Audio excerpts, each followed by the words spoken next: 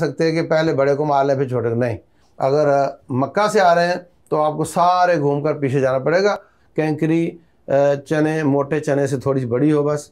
और तीसरे जमरे के बाद आपने दुआएं नहीं करनी है। 12 तारीख को मगरिब की अजान मिना में हो गई तो फिर आप पर 13 तारीख तक रहना लाजम हो जाएगा। तो ये कैंकरियाँ भी बीमार की तरफ से कोई और मार सकता है। लब्बैक अल्लाहुम्मा लब्बैक, लब्बैक ला शरीक लक लब्बैक, इन्नल हम्दा वन निअमत लक वल मुल्क ला शरीक लक। बिस्मिल्लाहिर्रहमानिर्रहीम। हज का जो 11, 12 और 13 तारीख ज़ुल्हिज्जा की होती है, इसमें आपने क्या करना है?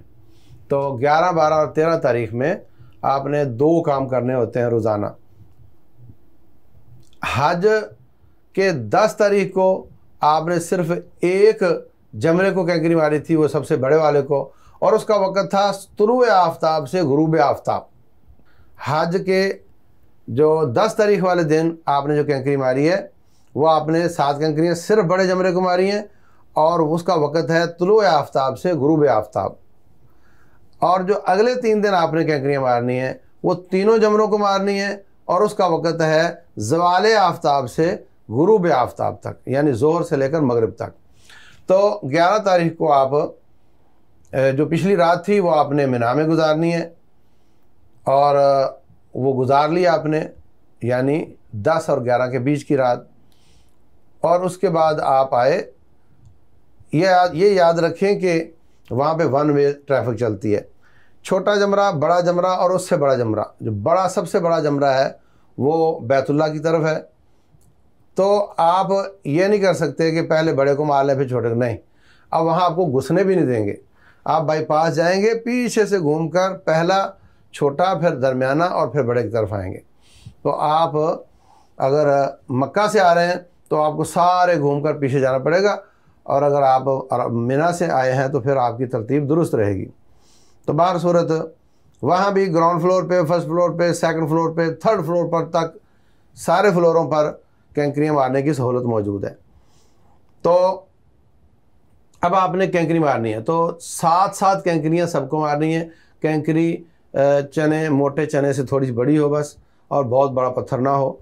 और आपने कहाँ से लेनी है? जहाँ से चाहे ले सकते हैं, इसकी कोई शर्त नहीं है। अब आप कैंकरियाँ मारने लगे हैं तो इसमें एस की शक्ल बनती है। जिस तरह एस होता है इस तरीके से एस बनता है। वो किस तरह कि आपने पहले जमरे को कैंकरी मार के थोड़ा उल्टे हाथ हो जाना और काबतुल्लाह की तरफ खड़े होकर मुंह करके आपने दुआएं करनी है। दूसरे जमरे को 7 कैंकरियाँ मार के आपने थोड़ा सीधे हाथ हो जाना है और बैतुल्लाह की तरफ मुंह करके आपने दुआएं करनी है। हाथ उठाकर लंबी लंबी दुआएं करें आप। और तीसरे जमरे के बाद आपने दुआएं नहीं करनी है। तो इस तरीके से तीनों जमरों को आपने कैंकरियाँ मारनी है। और अब आप रूटीन की ईद की तकबीरात जारी रखें और हर किस्म के अज़कार, कुरान की तिलावत जारी रखें, और हो जाएगी शाम। तो रात आपने यहाँ गुजारनी। दिन का वक़्त आप चाहे मक्का जा सकते हैं, कोई काम है तो, लेकिन 2 काम इन तीनों दिनों में करने हैं कि तीनों जमरों को कैंकरियाँ, वक़्त उसका है ज़ोर से मगरिब, और रात गुजारनी मिना में।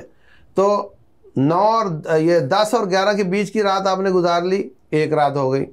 फिर 10 और 11 के बीच की रात गुजार ली, 2 रातें हो गई। अल्लाह फरमाते हैं फमन तअज्जल फी यौमैन फला इस्म अलैह। अब अगर आप मिना छोड़ना चाहते हैं, जाना चाहते हैं तो जा सकते हैं। लेकिन अगर आपको 12 तारीख को मगरिब की अजान मिना में हो गई तो फिर आप पर 13 तारीख तक रहना लाजम हो जाएगा। फिर आपने वहीं रहना। अगर आप 2 दिन रहने के बाद चले गए मगरिब की अजान से पहले पहले और आप मिना से निकल गए हैं तो अगला दिन आप ना रहें तो जायज़ है। नबी सल्लल्लाहु अलैहि वसल्लम 3 दिन ही रहे हैं, लेकिन अल्लाह ने 2 दिन रहने की इजाज़त दी। तीसरा दिन मुआफ़ किया हुआ है अगर कोई ना रहना चाहे तो। अगर आप तीसरा दिन वहाँ नहीं रहे तो उसकी कैंकरियाँ किसी और को मत कहें कि मेरी तरफ से मार देना, वो आप पर लाजम नहीं है। तो ये कैंकरियाँ भी बीमार की तरफ से कोई और मार सकता है, लेकिन आजकल वहाँ बड़ी सहूलत है, बीमार भी खुद जाकर मार सकता है। तो तीनों दिन या 2 दिन आपने 2-2 काम किए। आपने रातें वहाँ गुजारी और रात को तहज्जुद पढ़ी, अज़कार किए और आपने तीनों जमरों को कैंकरियाँ मारी। इसके बाद आप मक्का वापस आ गए, हज आपका मुकम्मल हो चुका है। अब आप चाहें तो आज ही निकल जाएं, लेकिन तवाफ़ विदा करना है, 7 चक्कर और 2 रकतें, इसको तवाफ़ विदा कहते हैं। काबतुल्लाह के 7 चक्कर और 2 रकतें। तवाफ़ विदा जो है ये सफ़र से 2-4 घंटे पहले करें। यह नहीं कि तवाफ़ विदा कर लिया और 3 दिन बाद आपने सफ़र करना है, नहीं, फिर आपको जाना है, जाते वक्त करना है आपने, आखिरी काम आपका ये होना चाहिए। तो आपके सफ़र से 3-4 घंटे पहले आप तवाफ़ विदा करके वहाँ से निकल जाएं। अगर किसी बहन को कोई आर्ज़ा लाहिक हो जाता है, कोई भाई बीमार हो जाता है, तो वो अपना तवाफ़ ज़ियारत, तवाफ़ इफ़ादा जो ईद वाले दिन होता है वो लेट कर सकता है, हत्ता कि ज़िलहिज्जा की आखिरी तारीख़ तक उसको लेट किया जा सकता है। और इसी तरह औरतों को अपनी कोई आर्ज़ा लाहिक हो गया, रूटीन शुरू हो गई, तो वो भी उसको लेट कर ले और जब पाक हो तो फिर वो ये तवाफ़ कर ले। अगर बीमार आदमी ने उधर से ईद वाले दिन वाला तवाफ़ लेट किया हुआ था और उसके बाद उसको सफ़र भी करना है, तो वही उसका तवाफ़ विदा भी बन जाएगा और उसके बाद वो जा सकता है। लेकिन अगर उसके तवाफ़ इफ़ादा और विदा में ज़्यादा फासला है तो फिर तवाफ़ विदा अलग से करना होगा।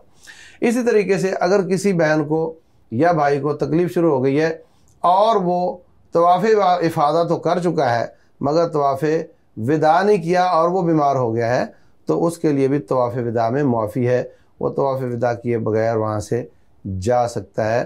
तो इस तरीके से आपका हज मुकम्मल होता है। हमें भी दुआओं में याद रखिएगा और अपने भी तमाम लोगों के लिए दुआएं कीजिएगा। अल्लाह ताला अमल की तौफीक दे।